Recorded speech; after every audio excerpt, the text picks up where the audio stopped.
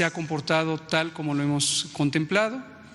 La semana pasada anunciamos la buena noticia de que estas medidas de mitigación, esta Jornada Nacional de Sana Distancia, estaba dando efectos positivos, pero que para que los efectos positivos se mantuvieran, tendríamos que extender la jornada y por eso se planteó el que se extendiera hasta el 30 de mayo. Esto lo que permite es que los contagios se reduzcan sustancialmente, y el momento en donde es más importante que se reduzcan es precisamente ahora, cuando estamos en un momento de gran aumento diario en el número de casos, en el número de contagios, en el número de hospitalizaciones, y si no se hubieran hecho las medidas correspondientes, la Jornada Nacional de Sana Distancia, y si no hubiera existido la disciplina y el compromiso, esta solidaridad, esta conciencia del pueblo de México, hubiéramos tenido un escenario verdaderamente devastador.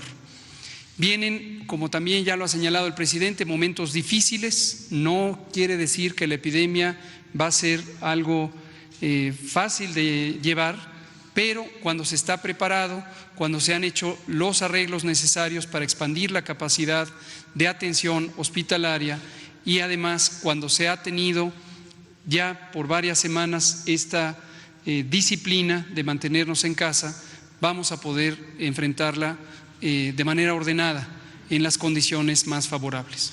Quisiera compartir de manera breve el comunicado técnico y lo que ayer se le planteó al Consejo de Salubridad General y la resolución que este Consejo ha tomado. Si me pasan la primera, por favor. Lo voy a presentar de manera expedita, dado que esta es la misma información que presentamos ayer a las 19 horas, es el corte más reciente de información, pero para arribar al punto de resolución del Consejo de Salubridad General.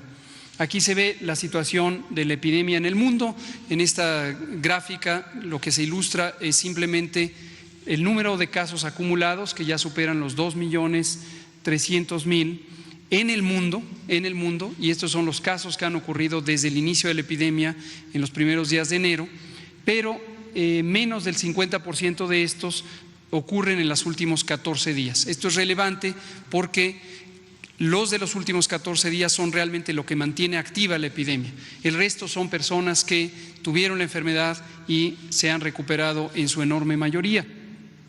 Y lo que se ve en las barras, quiero llamar respetuosamente su atención a las dos primeras barras que se ven en la gráfica, la roja, que representa la intensidad de la transmisión en los últimos 14 días en el continente americano o la región de América, y el azul, que representa lo que ocurre en Europa. Lo que vemos aquí es un patrón de cambio geográfico. Europa empieza a disminuir ya la intensidad de su transmisión, la epidemia se vuelve estable, en algunos países ya se ven signos de reducción, pero en cambio en América estamos todavía en esta fase de ascenso. Y queremos dejar muy en claro que todavía nos faltan varias semanas en América y en México para tener este momento de mayor intensidad de la transmisión. La siguiente. Lo que se ve en México, además, es representado en esta gráfica de barras, que son las entidades federativas. La primera y más grande es la Ciudad de México, que por tener la mayor cantidad de población y la mayor densidad de población, tiene naturalmente la mayor cantidad de contagios. Esto aplica no solamente a la Ciudad de México como tal, sino a los municipios conurbados en el Estado de México. La siguiente, se ve precisamente este patrón de distribución que es heterogéneo en el territorio nacional y que revela lo que hemos estado relatando, que la transmisión ocurre en parches, ocurre por zonas, y tenemos zonas de alta intensidad, pero también tenemos importantes zonas del territorio nacional que tienen baja transmisión. Todo esto, la siguiente y la siguiente, es lo que consideró, vamos a pasar la siguiente, lo que consideró el Consejo de Salubridad General. Un elemento adicional que hemos presentado también en varias ocasiones es la distribución por edades, donde predominan los casos más delicados en los adultos mayores, pero también en la edad intermedia, en los periodos intermedios de la vida, en aquellas personas que tienen enfermedades crónicas. Y hemos destacado que muy desafortunadamente México tiene una de las más grandes epidemias de obesidad, sobrepeso, diabetes a lo largo de los últimos 40 años, y que eso representa una adversidad adicional para la que México tiene que enfrentar un estado de salud deteriorado en forma anticipada. La siguiente. Ahora, el Consejo también fue expuesto a la siguiente también, y la siguiente. Aquí lo que se ve es la curva epidemiológica, es la curva epidémica, se ven los casos nuevos que van surgiendo y se ve el incremento diario que se va sumando a la curva café, que muestra cómo tenemos esta trayectoria exponencial. Exponencial lo que quiere decir es que los contagios no aumentan en la misma proporción cada día o en el mismo número, sino que se van multiplicando cada día, producto de el acúmulo de casos que son asimismo personas contagiantes. Entonces se va expandiendo la epidemia. Esto, insisto, si no hubiéramos tenido medidas de sana distancia que fueron aplicadas oportunamente antes del inicio de la fase de rápida crecimiento, el volumen o el número de casos hubiera sido inmanejable. La siguiente. Pero recordarán que el jueves pasado presentamos estos dos escenarios que son producto de un refinado trabajo de modelación matemática. Este en concreto es de un grupo mixto del Instituto de Matemáticas de la UNAM y del Centro de Investigación en Matemáticas, pero tenemos más de 7 grupos académicos que coinciden con la misma perspectiva. Lo que se ve en la curva roja es lo que hubiera pasado si no hubiéramos hecho las medidas de mitigación. Lo que se ve en la curva verde es lo que está pasando, y esto está derivado de la observación directa de los casos reales identificados en México. Por lo tanto, también en la siguiente podemos ver que tenemos otras características importantes a considerar. Las distintas fases de la epidemia se caracterizan no solamente por el número de casos, sino por la dinámica de la transmisión, es decir, cómo cambian los contagios en el tiempo y en el territorio, cómo se expande geográficamente la epidemia. En esta tabla lo que se ve es un resumen del número de brotes activos que pueden ser identificados como brotes porque se puede rastrear o trazar los contagios. Habíamos dicho que desde la fase 2 en general se pierde la trazabilidad de los contagios porque empieza a haber una gran cantidad de casos, pero en algunas zonas del país, y aquí se muestran la mayoría de las entidades federativas, todavía hay una transmisión considerablemente reducida que nos permite identificar a los contagios en relación con los casos existentes.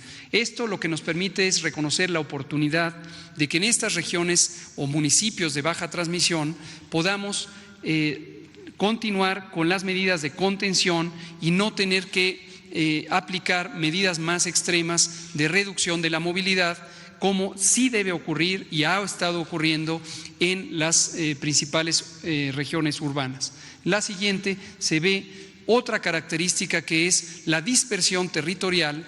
Una segunda característica de la fase 3 de la epidemia es la ocurrencia de millares de casos en distintas regiones del país. En la siguiente diapositiva se ve en forma gráfica en un mapa cómo en las 4 regiones que tiene consideradas el Consejo de Salubridad General superamos prácticamente los 1,000 casos en cada región, en algunos como la región centro más de 4,000 casos. Esto quiere decir que en todas las regiones del país tenemos una propagación extendida, aunque esta propagación sea en parches. Entonces tenemos brotes activos, tenemos propagación en el territorio con más de 1,000 casos, y estas son características importantes de la fase de ascenso rápido. La siguiente.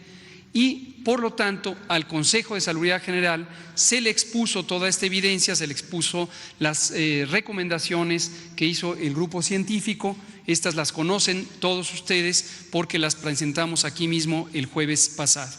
Y lo que llevó es a las recomendaciones específicas de acciones de control, que las sintetizo con estos 3 elementos: el extender la Jornada Nacional de Sana Distancia hasta el 30 de mayo, que nadie se confunda con que esto ya terminó, esto se mantiene hasta el 30 de mayo de 2020. Lo segundo es que en aquellos municipios donde hay baja transmisión Y si y solo si esta baja transmisión se mantiene o se logra cerca del 30 de mayo, entonces podrá hacerse una limitación anticipada de las medidas de sana distancia. Y se ha planteado la fecha de hasta el 17 de mayo, con una reapertura el 18 de mayo, si los municipios que hoy están con baja transmisión se mantienen con baja transmisión. Pero además, aquellos municipios que tienen moderada transmisión, si logran para entonces tener un buen control, podrán estar en los municipios que abran tempranamente. Entonces, no solo los que hoy vemos, sino aquellos municipios que logren tener un control de transmisión cercanos al 17 de mayo, podrán abrir el 18 de mayo. Y lo último es que se mantienen las medidas de protección a las personas adultas mayores y poblaciones de máximo riesgo. Lo último que quiero decir es que esto fue aprobado de forma unánime por el Consejo de Salubridad General. Se emitirá hoy el acuerdo correspondiente donde se detallan estas medidas y queda en manos de la Secretaría de Salud Federal emitir los lineamientos correspondientes para hacer operativas estas disposiciones, y la autoridad sanitaria estatal tiene la responsabilidad de hacer cumplir estas disposiciones en sus ámbitos de competencia, en sus territorios, pero además aplicar las distintas modalidades administrativas que garanticen que se cumpla la Jornada Nacional de Sana Distancia. En resumen, y con todo esto, hoy queremos dar por iniciada la fase 3 de la epidemia de COVID, recordando que estamos en la fase de ascenso rápido, donde se acumularán un gran número de casos, de contagios, de hospitalizaciones, pero que debemos seguir manteniendo la Jornada Nacional de Sana Distancia para que estos sean los mínimos posibles. Gracias, presidente. Eso es muy importante, es decir, fase 3 significa que van a haber o se van a presentar más casos, va a ser una especie de rapidez o aceleramiento, como usted le quiera llamar, en donde las cifras van a incrementar las presentaciones, así que hay que guardar la calma. La única forma de combatir, la mejor medicina, la mejor vitamina, la mejor prevención es que se quede en casa, es decir, quédese en casa usted para que esto o ayudemos todos a que esto no se propague. Eso es muy importante, por favor, que siga esas indicaciones. Que se quede en casa es la única forma que vamos a evitar una tragedia, una desgracia. Ayer también se dio un